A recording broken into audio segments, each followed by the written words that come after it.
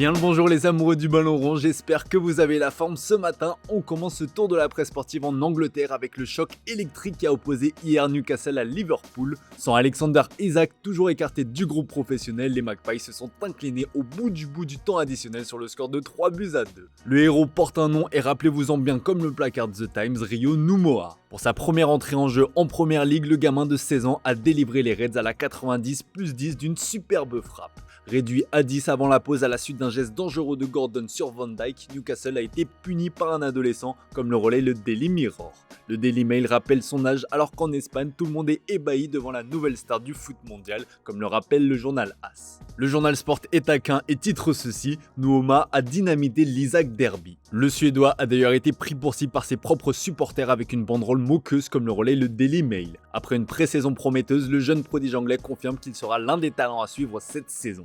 A noter qu'Hugo Ekitike a marqué son 3e but en 3 matchs chez les Reds, une réalisation marquée 20 secondes après la reprise. Côté Mercato, le Daily Mail nous informe que Chelsea espère boucler plusieurs ventes d'ici la fin du marché des transferts. Les Blues ont fixé notamment le prix de 2 indésirables. Nkunku pourra partir pour 40 millions d'euros alors que pour Nicolas Jackson, pisté par le Bayern Munich notamment, il faudra casser sa tirelire avec un chèque d'environ 92 millions d'euros. Enfin, le Daily Mirror nous alerte sur le cas Bruno Fernandes, sauveur des Red Devils la saison dernière. Le Portugais est victime de la folie dépensière de son club cet été. Le métronome portugais a refusé l'Arabie Saoudite mais pourrait bien regretter son choix puisqu'à en croire le tabloïd anglais, le meilleur joueur de Manchester United pourrait devenir un véritable problème. Avec toutes les recrues offensives, Bruno Fernandes doit désormais évoluer un cran plus bas au milieu de terrain, ce qui va réduire considérablement son influence dans le jeu. Le milieu devra plus courir et occupera un rôle plus défensif. En somme, à Ruben Amorim de trouver la solution. On file en Italie avec l'Inter Milan qui a frappé fort pour son entrée en lice en Serie A. Le vice-champion d'Europe a humilié le Torino avec une victoire écrasante sur le score de 5-0. La Gazzetta dello Sport met en avant le super départ de Kivu. Le nouvel entraîneur interiste a pu compter sur son duo Thuram-Lautaro Martinez. Auteur d'un doublé, le Français envoie un message à Didier Deschamps à la veille de la prochaine liste. Le Corriere dello Sport évoque aussi la manita infligée au Torino, mais ce qui nous intéresse se trouve dans l'encart. Comme vous pouvez le voir, Rasmus Højlund va faire son retour en Serie A. Poussé vers la sortie par Manchester United, l'attaquant danois va tenter de se relancer du côté de Naples. L'accord est désormais presque finalisé, il prendra la forme d'un prêt avec obligation d'achat. Montant de l'opération 5 millions d'euros plus 40 millions d'euros.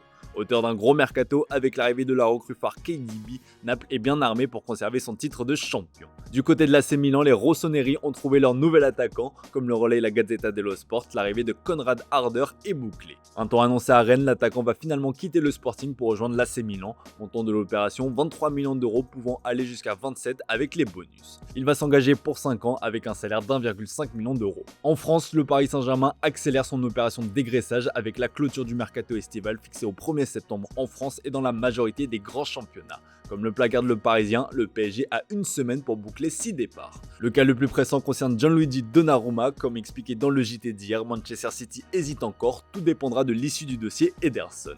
Malgré le temps qui presse, le club parisien ne compte pas brader pour autant son portier italien et réclame pas moins de 40 millions d'euros. On en parle moins, mais Arnau Tenas a aussi fait ses adieux au public du Parc des Princes ce week-end et l'Espagnol se dirige vers Villarreal. D'après les dernières informations d'El Periodico Mediterraneo que nous sommes en mesure de vous confirmer, le Paris Saint-Germain et Villarreal discutent actuellement pour trouver un terrain d'entente. Luis Campos devra aussi régler les cas des deux Espagnols Marco Asensio et Carlos Soler, tous deux revenus de prêt. Pour Randal Kolo Muani, ça traîne, le PSG et la Juventus travaillent sur un prêt avec option d'achat mais n'arrivent pas à se mettre d'accord sur les modalités de transfert. Enfin, le PSG dispose d'un peu plus de temps pour Presnel Kimpembe, un départ se profile pour le Titi parisien malgré son importance capitale dans le vestiaire. Un rebond au Qatar est évoqué alors que le mercato fermera ses portes le 16 septembre là-bas. À l'Olympique de Marseille, ça s'active dans l'autre sens, comme le rapporte la Provence, un nouveau coup de chaud souffle sur la Canebière avec plusieurs mouvements à prévoir d'ici la fin du mercato. Comme expliqué hier dans la revue de presse, Dani Ceballos fait partie des pistes pour remplacer Adrien Rabiot et cette information est relayée par le journal Marca ce mardi. Selon le journaliste de DAZN Matteo Moretto, l'Espagnol a dit oui à l'OM. Un accord verbal existe entre les deux parties. Reste désormais à négocier entre les deux clubs qui sont partis sur les bases d'un prêt assorti d'une option d'achat comprise entre 12 et 15 millions d'euros, pouvant devenir obligatoire dans un an. Si Ceballos se rapproche, Adrien Rabiot n'est toujours pas parti. Courtisé par Galatasaray comme le relais Photomatch, le Français espère un retournement de situation concernant son cas. Alors que le vestiaire et le coach des Zerbi militent pour une réintégration, cela se fera uniquement sous plusieurs conditions. Selon RMC Sport, Rabiot doit exprimer ses regrets à sa direction et devra se désolidariser, voire même condamner les propos de son entourage et notamment ceux de sa mère. Adrien Rabiot, c'est donc ce qu'il lui reste à faire s'il souhaite vraiment rester à l'OM. Direction l'Espagne, en Catalogne plus précisément, où le nouveau Camp Nou fait la une du journal Sport. Le temps presse pour le Barça qui attend le certificat définitif de construction et la visite des représentants de la mairie. Le club espère y voir plus clair cette semaine afin de confirmer le lieu où il disputera ses matchs à domicile cette saison. Une fois le feu vert obtenu, la deuxième étape consistera à obtenir l'approbation de la mairie. Des représentants du conseil municipal visiteront les installations de Barcelone afin de déterminer la possibilité d'une réouverture le 14 septembre prochain avec une capacité prévue d'environ 27 000 places.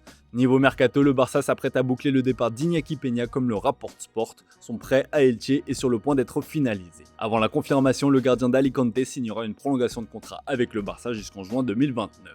Enfin, le journal espagnol enrage après l'annonce de la liste de Carlo Ancelotti, le sélectionneur du Brésil. L'ancien entraîneur du Real Madrid a convoqué Rafinha alors qu'il a laissé au repos les stars du Real Madrid, Rodrigo, Eder Militao et Vinicius Junior. Une décision qui fait jaser en Catalogne alors que le Brésil a déjà assuré sa qualification. Dans ses colonnes, Sport parle d'immenses services rendus à Xabi Alonso et de traitements de faveur retentissants en faveur du Real Madrid.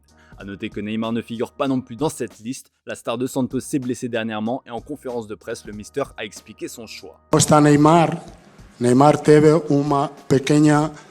un pequeño problema a última semana,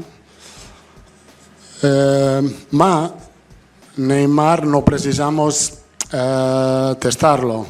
Todo el mundo conoce a Neymar, toda a comissão, toda a seleção, toda os torcedores do Brasil conhecem muito bem a Neymar.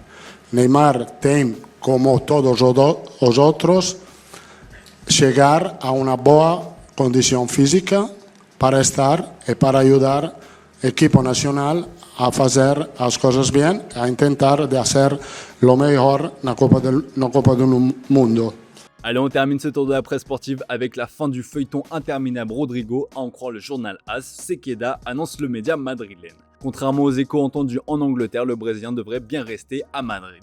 Rodrigo accepte de se battre pour une place de titulaire, ce sera à gauche et son concurrent ne sera autre que son ami et compatriote Vinicius Junior. Comme l'explique le média, les positions du joueur et du club n'ont pas changé, il n'a jamais demandé à partir et n'envisage pas de le faire, et le Real Madrid ne l'a pas mis sur le marché, le considérant comme un élément important de l'effectif.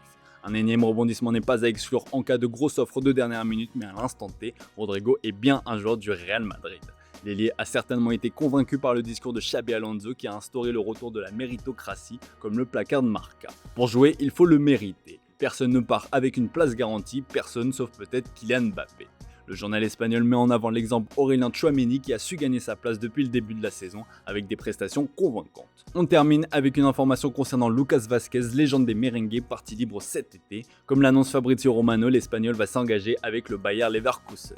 Voilà les amis, c'est tout pour ce matin. Merci pour votre fidélité, très belle journée à vous. Comme d'hab, on se retrouve en fin d'après-midi pour le traditionnel JT Foot Mercato.